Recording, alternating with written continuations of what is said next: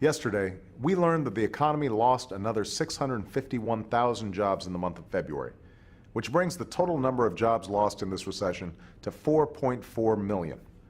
The unemployment rate has now surpassed 8%, the highest rate in a quarter century.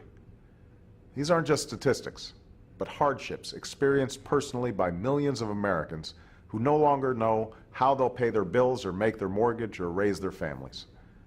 From the day I took office, I knew that solving this crisis would not be easy, nor would it happen overnight, and we will continue to face difficult days in the months ahead. But I also believe that we will get through this, that if we act swiftly and boldly and responsibly, the United States of America will emerge stronger and more prosperous than it was before. That's why my administration is committed to doing all that's necessary to address this crisis and lead us to a better day.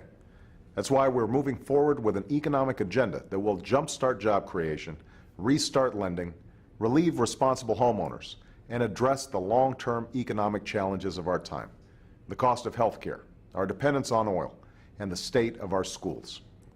To prevent foreclosures for as many as 4 million homeowners, and lower interest rates and lift home values for millions more, we are implementing a plan to allow lenders to work with borrowers to refinance or restructure their mortgages. On Wednesday, the Department of Treasury and Housing and Urban Development released the guidelines that lenders will use for lowering mortgage payments. This plan is now at work. To restore the availability of affordable loans for families and businesses, not just banks, we are taking steps to restart the flow of credit and stabilize the financial markets. On Thursday, the Treasury Department and the Federal Reserve launched the Consumer and Business Lending Initiative, a plan that will generate up to $1 trillion of new lending so that families can finance a car or college education, and small businesses can raise the capital that will create jobs. And we've already begun to implement the American Recovery and Reinvestment Act, a plan that will save and create over 3.5 million jobs over the next 2 years. Jobs rebuilding our roads and bridges, constructing wind turbines and solar panels, expanding broadband and mass transit. And because of this plan, those who have lost their job in this recession will be able to receive extended unemployment benefits and continued health care coverage, while 95% of working Americans will receive a tax break beginning April 1st. Of course, like every family going through hard times, our country must make tough choices.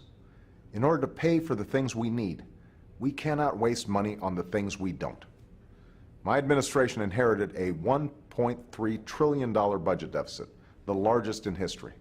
And we've inherited a budgeting process as irresponsible as it is unsustainable. For years, as Wall Street used accounting tricks to conceal costs and avoid responsibility, Washington did too. These kinds of irresponsible budgets and inexcusable practices are now in the past. For the first time in many years, my administration has produced a budget that represents an honest reckoning of where we are and where we need to go. It's also a budget that begins to make the hard choices that we've avoided for far too long, a strategy that cuts where we must and invests where we need. That's why it includes $2 trillion in deficit reduction, while making historic investments in America's future. That's why it reduces discretionary spending for non-defense programs as a share of the economy by more than 10% over the next decade, to the lowest level since they began keeping these records nearly half a century ago. And that's why on Wednesday, I signed a presidential memorandum to end unnecessary no-bid contracts and dramatically reform the way contracts are awarded, reforms that will save the American people up to $40 billion each year. Finally, because we cannot bring our deficit down or grow our economy without tackling the skyrocketing cost of health care, I held a health care summit on Thursday to begin the long overdue process of reform.